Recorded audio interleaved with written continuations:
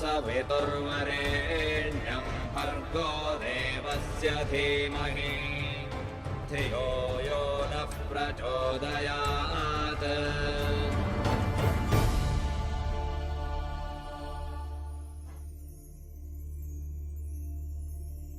नमस्ते। साप्ताहिक कार्यक्रम वेद की शिक्षा में आप सब लोग के अभिवादन करते जा। परम पिता परमेश्वर से प्रार्थना कि आप जहाँ भी होइबा, जैसे भी होइबा, स्वस्थ होइबा, तंदुरुस्त होइबा और ये प्रोग्राम के साथ जुड़ गल होइबा। भाई बहन लोग, ये कार्यक्रम जोन बा आज प्रस्तुत करे जाते जा मॉरिशस के जोन आर्य रविवेद प्रचारिणी सभा मॉरिशस हवन उनकर सहयोग के साथ। और आज स्टूडियो में हमने अतिथि हवन आचार्य सुनील जी। आचार्य जी नमस्ते। हाँ, नमस्ते और जितना दर्शक बा सबको के नमस्ते। आचार्य जी, आज जिन विषय के रखत है जा वो नवा विषय नहीं है। गैल बार हमने बात करते रही जा शांति पर, और ये तौर से पूछते रही जा कि जब शांति पात होवेला त 3 बार शांति काहे बोलला जा। एगो रिकाप के तौर पर थोड़ा समझा दिया। और शांति पात में दिखला जा कि अनेक प्रकार के शब्द आवेला शांति से पहले। वो हर एगो शब्द के तोड़ तोड़ के हमने आवत रही जा। लेकिन सबसे पहले फिर एक बार याद दिला दा, शांति की है, कौन ची है? देखा, वेद में जो शांति शब्द है एक स्थान में नहीं आल बा बल्कि बहुत सारे स्थान में आल बा। और विशेष रूप से शांति के अर्थ ही है कि हमनी के अंदर में एगो स्थिरता और जो चंचल मन है शांत हो जाए, हमनी के दिमाग भी शांत हो जाए और कोई भी कार्य करब सन तो हमनी के एगो हल्कापन और विशेष रूप से एगो प्रसन्नता के अनुभूति होला। तो इस स्थिति के एक शांति एगो स्थिति के नाम है। और जब मन स्थिर हो जाए, दिमाग स्थिर हो जाए, हमनी की आत्मा स्थिर हो जाए, तो इस स्थिति जो प्रसन्नता की स्थिति है ओकरे शांति बोलासन। और काहे 3 बार शांति उच्चारण कैलासन, तो 3 गो कारण है। अर्थात इस संसार में 3 गो प्रकार के दुख है। आधी भौतिक दुख अर्थात जो मटेरियल सफरिंग है, जो संसार में हमने के देखिलासन की भरपूर मात्रा में कोई ना कोई दुख हो जाला। कोई के कुत्ता काट दिलक, कोई के सांप काट दिलक, ये सब भौतिक दुख है। तो ई के निवारण खातिर हमने शांति एक बार बोलासन। और दूसरा जो शांति बोलासन वो है आधी दैविक। एगो बड़ा प्रकोप आल, जैसे सुनामी, जैसे एगो महामारी कोरोना कोविड आल, तो ई एगो महामारी है। और ई एक व्यक्ति के प्रभावित नहीं करेला बल्कि पूरे विश्व के प्रभावित करेला। और ई ऐसन एगो विकराल रूप लेके आवेला ई दुखवा कि एकर निवारण करे खातिर, एकरा हटाई खातिर बहुत बहुत प्रयास पैदा करे के और बहुत मेहनत पैदा करे के। ई खातिर भगवान से प्रार्थना के लासन कि दूसरा दुख जोन बा नहीं आए, तो दूसरा शांति बोलासन। और तीसरा जो शांति है वो विशेष रूप से जो है आध्यात्मिक शांति के लिए। अर्थात अंदर भी यदि सब कुछ अशांत रही तो पूरा संसार अशांति दिखाई दे। तो आध्यात्मिक मतलब कि वो चीजवा हमनी के अंतःकरण और हमनी के आत्मा से निकलेला। जब कोई के देहांत हो जाला तो हमनी के दुख अंदर से प्रकट होला। अर्थात हमनी दुखी रहिला सन अंदर से, वो दुखवा हमनी पहचानब सन। और वही से बोला जा कि जब पहाड़ में आग लौकत तो सबके दिखाई देवेला, लेकिन भीतरे जब दुख होवेला तो कोई के नहीं तो कोई लौकेला। दिखाई नहीं देवेला। तो आध्यात्मिक मतलब कि अंतः दुख है, वो अंदर के दुख है। तो ये तीनों प्रकार के दुख हमने के जोन बा हमने के दुखी नहीं करी। ई खातिर भगवान से बोला सन ओम शांति ही शांति ही शांति 3 बार। अच्छा आचार्य जी, शांति पाठ में आई से पहले तौर से ये पूछती कि मन के शांति कौन ची है और वो कैसे प्राप्त कर ला जा। काहे कि हमके सब प्रोग्राम देखला के बाद ढेर कोई पूछे कि वो लोग के मन अशांत हवन, आज शांति के साथ नहीं हवन जा, तो वो शांति कैसे उत्पन्न करल जाला मन में, और मन के कैसे शांत करल जाला? देखा, जीवन में जोन तीव्र इच्छा है जेकरा तौताशों बोला सन, हई तौताशों ही आदमी के बेचैन कर देवेला। और ई इतना ले बेचैन करी कि व्यक्ति जोन बा सकी जब निद्रा लेवता, मतलब कि सुतता था हवे चीजवा में डूबल बा, तो ओकरा नींद नहीं आई। वो काम करता, हर बार ओकर तौताशों ओकरा सतावता, तो जोन ओकर लक्ष्य के बा पूरा करे के वो नहीं करी। तब कहा जाता कि जो तीव्र इच्छा है यही हमनी के मन के एक इतना ले चंचल कर देवेला कि एकर में हमने डूब करके अपन जीवन बर्बाद कैला सन। दूसरी बात है अज्ञानता। अज्ञानता से भी जोन एगो चीज़ नहीं जानिला सन और नहीं जानला के बाद जब परिणाम पहला भुगते के तो ओकरो से मन बड़ा चंचल रहेला। तो स्थिति ई है कि वो मन के काबू में रखे खातिर एक एगो चीज़ है कि यदि व्यक्ति के तीव्र इच्छा जोन बा वो समाप्त हो जाए और जो कुछ हमने करत है सब अर्थात बोला संतोषम ही परमम सुखम।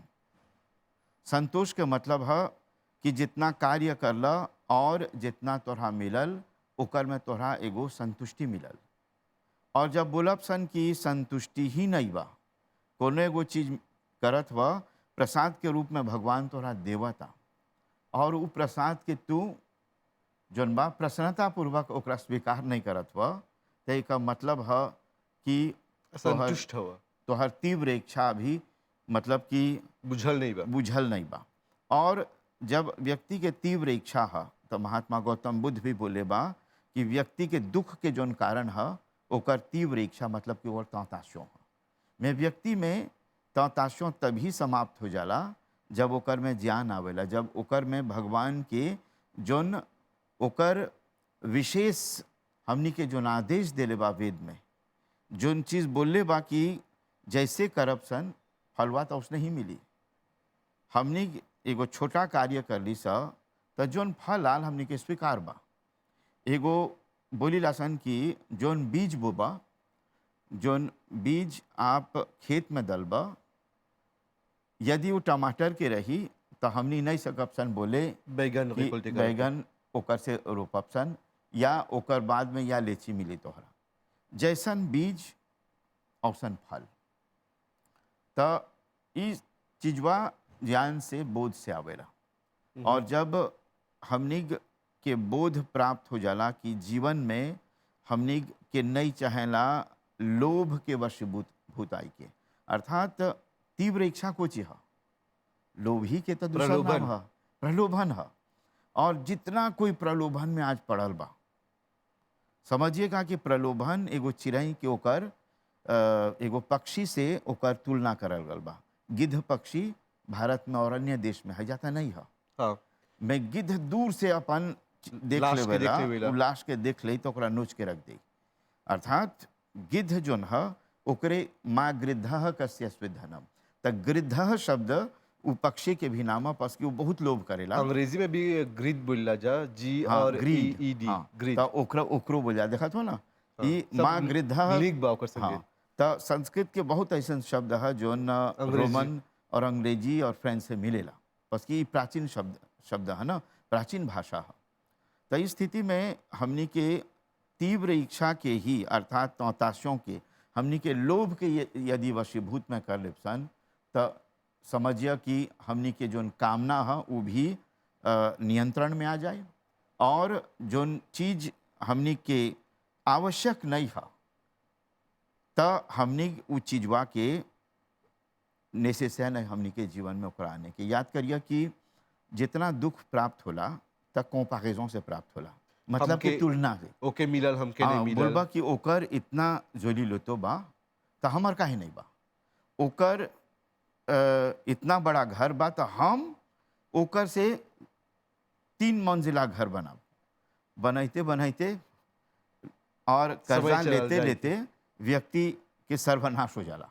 मैं हम असल में दिखबत हम जीवन जीला जा नहीं जोन जीवन चला जिए के हम नहीं जीला जा कहे कि 99 के चक्कर में लगिला जा और 1 रुपया कमाई के आगे आगे जीवन भी खत्म हो जाला। जीवन खत्म हो जाला। तो जब एगो तुलना करी लासन कोई से तो हव दुखवा जस्ती होला। याद करिए कि व्यक्ति जब एक अपन पड़ोस के देखी कि अरे भाई ओकर लागे ई चीजवा चलाल बा तो हमा लागे काहे नहीं आई, ओकर लागे इतना बड़ा फिजिदे बा तो हमा लागे चाहला ओकर से जस्ती बड़ा रहेगी। तो जब तुलना अधिक करे के शुरू कर देला सन तो हौजे से लोभ उत्पन्न होला और लोभ से इच्छा उत्पन्न हुई और वो इच्छा के पूर्ति करते करते में हमने कितना दुख परेला उठाई के। भाई धर्म जी कि हव दुखवा हमनी के सुखी नहीं करेला, कोनो दुख है हमनी के सुख आनेला। मेहनत में थोड़ा कष्ट होला, मेहनत में थोड़ा सा दुख पड़ेला शरीर दर्द के। होवेला, मैं दुख हाउ होवेला। दुखवा हमनी के सुख आनेला। में जोन तौताशों के जोन दुख है वो कबो भी, अर्थात वो ऐसा एगो चीज है कि समझ ल कि मृग तृष्णा, दूर में बुझाई हमेशा पानी बा, जरैते रहेला। दूर में बुझाई पानी बा, जात हुआ थकल जात हुआ में पानी नहीं बा, तो ओकरा मृग तृष्णा बोला सन। त तौताशो हमनी के बहुत आगे ले जाला, यानी कि एगो हमनी के इल्यूजन, दुख इल्यूजन देने ले इल्यूजन जाला। में जीला जा। और जब इल्यूजन में जिहिला सन त हाउ इल्यूजन में हमनी के बहुत बड़ा भारी दुख देवेला। अच्छा, मैं कोई भी मेहनत करी, कोई भी परिश्रम करी, ओकर में कष्ट होला से माँ ओकर परिणाम बड़ा ही मीठा होला। 2 रुपया कमाइबा उ तोहर है, ओकर सुख अलग है। मैं 100 रुपया इधर से उधर से जोन बा हेरा फेरी करके अनल तो उ चीजवा न तोहर शरीर में जाए और न तोहर परिवार के अंदर जोन परिवार लोग बा ओकर में एगो संस्कार, अच्छा संस्कार दे। त ढेर कोई बेला ई ओकर किस्मत अच्छा रहल, ओकर किस्मत अच्छा बा, किस्मत पर निर्भर रहेला। किस्मत और कर्म पर भरोसा करेला? देखा, भाग्य जोन है वे किस्मत बोला सन, तो भाग्य तक कर्म ही से आवेला ना। एगो व्यक्ति परिश्रम करलक, कर्म करलक, तो ओकरा ओका भाग्य में आल। अब मान लिया जाए कि कोई कोनो चीज पाइक हो जाता और ओकर जब ले उ चीजवा के कोशिश नहीं करी तो उ नहीं पाई। अर्थात हमनी के बोला था ऐसा कि हमनी के स्वास्थ्य अच्छा हो जाए, निक बोलला से स्वास्थ्य अच्छा नहीं होता। चाहे प्रयत्न करे के। त जब ले तोहरा औषधि के सेवन नहीं करला तो वो भी मेहनत करता ना।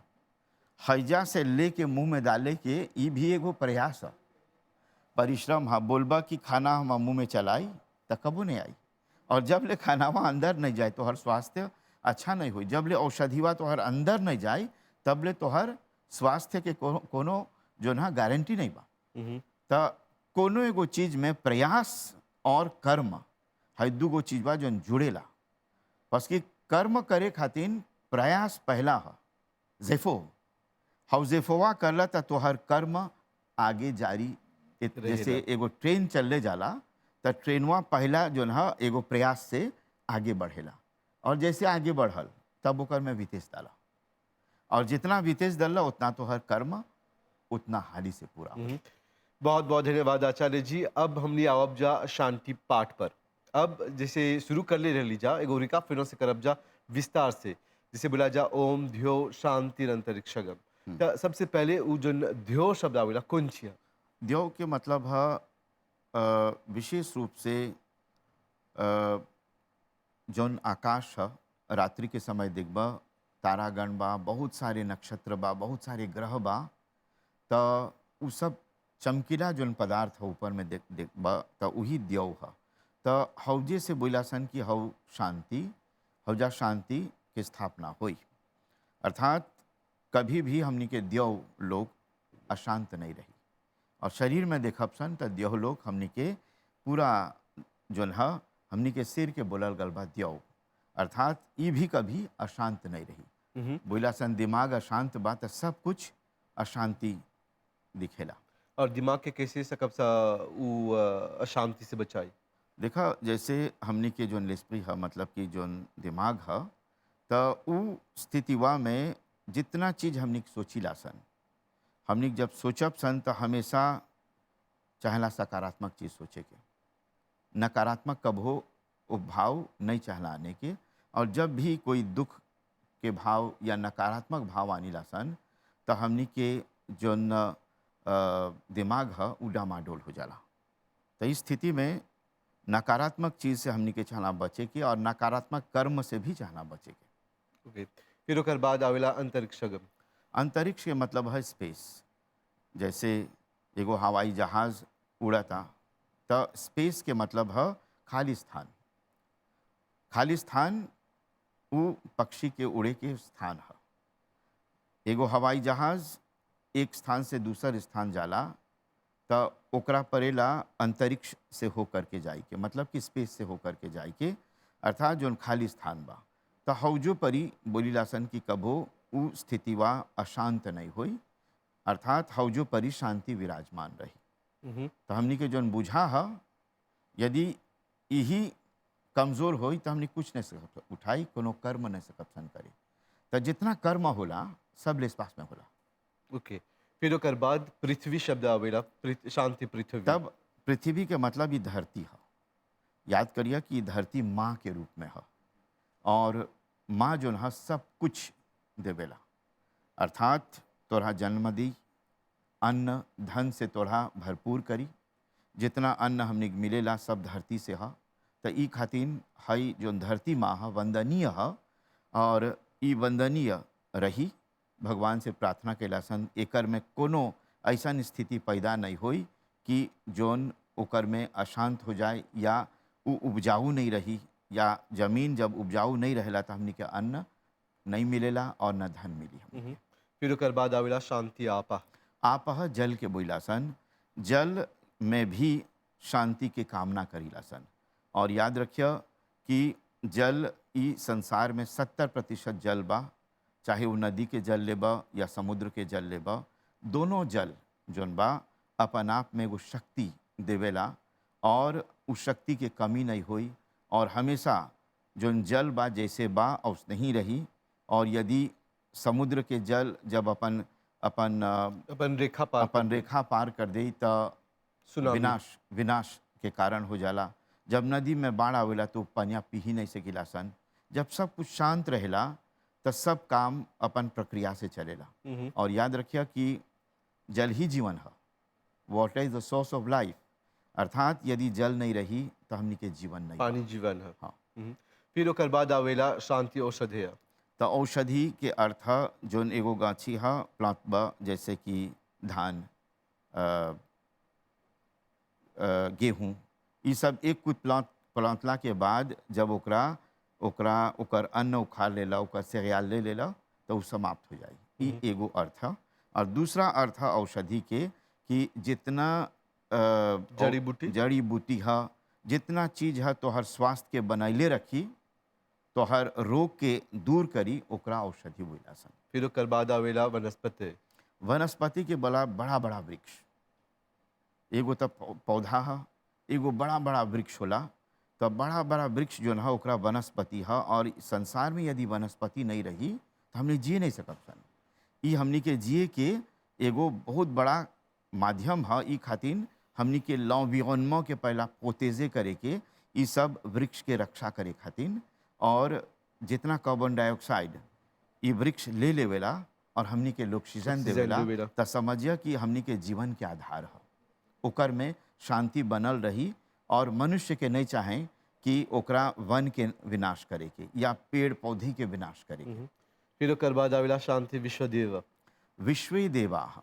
अब विश्वदेवा के मतलब है यूनिवर्सल गॉड, अर्थात एक कलेक्टिव जितना भी देव है। हमने हवन में बोला सन अग्नि स्वाहा, सोमा स्वाहा, प्रजापति स्वाहा, बोलिया सन कि अग्नि देवता, वातो देवता, सूर्यो देवता, चंद्रमा देवता। ई यजुर्वेद के एगो मंत्र में ये सब देवता के नाम आवेला। तो देवता कौन सी है कि एगो डिवाइन फोर्स है। और याद रखिए कि देवता सर्वत्र विद्यमान है। एगो गाछी में भी ओकर दिव्यता है, एगो पानी में भी ओकर दिव्यता है, सूर्य में भी ओकर दिव्यता है। तो ई सब कुछ करेला कि हमनी के जो मनुष्य है या अन्य प्राणी है ओकरा प्रोटेक्शन देवेला। और बोली लासन 33 कोटि देवता, 33 कोटि देवता, अर्थात 33 प्रकार के जो देवता है वही विश्व देवा है। अर्थात जितना देव है वो सब हमनी के कुछ ना कुछ हमनी के जीवन देवेला, और हमनी के जो जीवन के रक्षा करेला। तो वो रक्षा के निमित्त कौन सी है कि बोलासन कि वो देवता में भी चाहेला, वो दिव्यता में भी चाहेला शांति बनल रहे के। यदि बोलब सन ना कि जब देवता में विकरालपन आवेला, यदि ओकर में विशेष रूप से ओकर प्रकोप जब होएला तो सब कोई के विनाश कर दे। यदि सूर्य अधिक करीब में आई सबके जरा दे। यदि आवश्यकता से अधिक जल हो जाए तो सब कोई डूब जाए। तो इस स्थिति में भगवान से कामना कैलासन कि जे जोन देवता जहाँ परी बा हौजे परी रह के हमनी के शांति प्रदान करी। फिर ओकर बाद आवेला शांति ब्रह्मा। ब्रह्म शांति ब्रह्म के दुगो अर्थ। ब्रह्म के एगो अर्थ वेद, अर्थात जोन वेद है वो हमेशा ओकरा समझ करके ओकर में वो शांति बनल रही। अर्थात वेद के जोन चर्चा है, वेद के जोन ज्ञान है, जैसे वेदों की चर्चा भी बोला थे जा, ये समझ ला एगो शांति के कार्यक्रम है। अर्थात ब्रह्म वेद के बोलासन, ब्रह्म जानाती थी ब्राह्मण है, ब्राह्मण के है जे ब्रह्म के जानेला, अर्थात वेद के जानेला। और वेद के मतलब, ब्रह्म के मतलब ला कोनेसांस इतनेला, अर्थात ई ऐसन एगो ज्ञान है भगवान के, और ई ज्ञान में बहुत भारी शक्ति है। तो ब्रह्म बोलीलासन वेद के, और ई वेद के कर है, तो बोलासन ब्रह्म ब्रह्म ही के है, अर्थात भगवान के है। तो ब्रह्म अर्थात भगवान जो है वो तो स्वयं शांति स्वरूप है।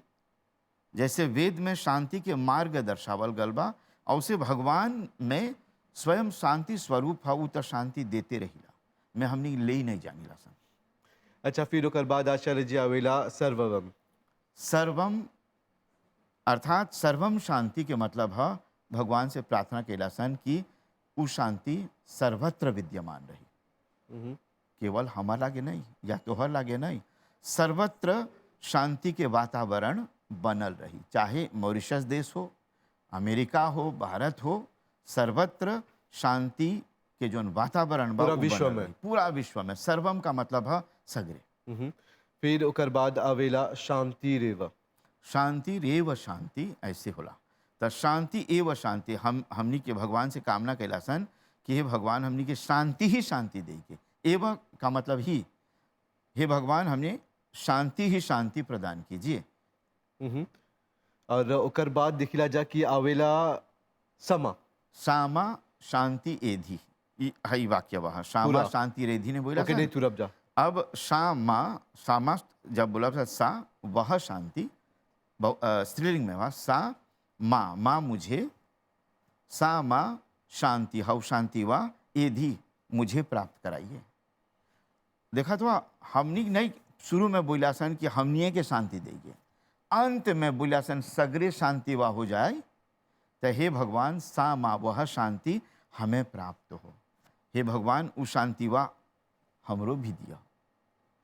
हमनी शुरू से अकेले अपन खातिर नहीं मगेला सन। देखा तो वैदिक मंत्र में जोन बा वो व्यक्ति से शुरू नहीं होला, बल्कि वो विश्व से शुरू होता, वो तो ब्रह्मांड से शुरू होता। मतलब कि द्यौ से शुरू हो करके कहाँ हुआ था, तो हर व्यक्तिगत रूप में, अर्थात समष्टि से लेकर के व्यष्टि रूप में ये प्रार्थना है। अर्थात भगवान से हमने द्यौ लोक के प्रार्थना करते हैं। सोचा हमने खैजा ऐसा द्यौ लोक से प्रार्थना करते करते करते करते और सब में शांति आए, ओकर वनस्पति, ओकर औषधि, ओकर जल में, इस सब में शांति वा आते आते बोलब सन की सब देवता में भी शांति बनल रही। बस कि जब देवता लोग अशांत हो जाला अपने में झगड़ियन से, तब हमनी के शांति का होई मिली कहाँ। हाँ।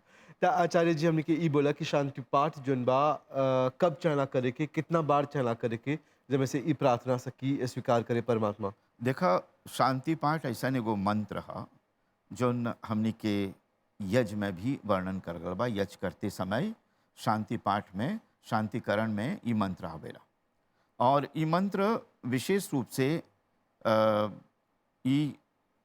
यजुर्वेद के जोन विशेष शांति सूक्त है 36वां अध्याय के 17वां मंत्र है, और अन्य स्थलों में भी मंत्र आलबा। तो ई कब चाहना करे कि मान्य जाए कि तोहर मन तनी चंचल बा, तनी दुखी हवा, बीमार हवा, तो इस स्थितिवा में जब बैठ करके मंत्रवा के नहीं जाने ला, तब बार बार शांति ही शांति के ओकर जप करबा, और भगवान से मान्य जाए कि मंत्र लिखल बा या लिख के या पढ़त हुआ, तो उ बार बार ओकरा चाहला पढ़ते रहे के तो ये मंत्र हमनी के अंदर के जोन शांति है ओकरा जगावेला। तो चला कार्यक्रम के अंत करब जा ई मंत्र के साथ तोहर मधुवाणी में। ओम द्यौः शांतिरंतरिक्षं शांति पृथ्वी शांतिरापः शान्तिरौषधयः शान्तिः वनस्पतयः शान्तिर्विश्वे देवाः शान्तिर्ब्रह्म शान्तिः सर्वं शान्तिः शान्तिरेव शान्तिः सामा शान्तिरेधि ओम शांति शान्तिः शांति शान्तिः शांति। शान्तिः। आचार्य जी बहुत बहुत धन्यवाद आज अला और शांति पाठ के अर्थ समझैला विस्तार से और आवत प्रोग्राम तक तौर से विदा ले अब जब बहुत बहुत धन्यवाद। बहुत बहुत धन्यवाद भाई धर्म जी और सभी दर्शकों को ध्यान देने के लिए सभी को धन्यवाद।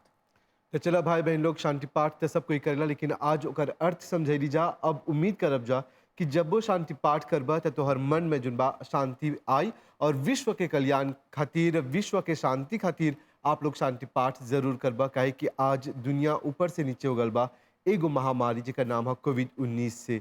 देखा सुरक्षित रहिया, घर पे रहिया और अपन परिवार के बचा के रखिया, शांति पाठ करते रहिया। शुभ रात्रि, नमस्ते।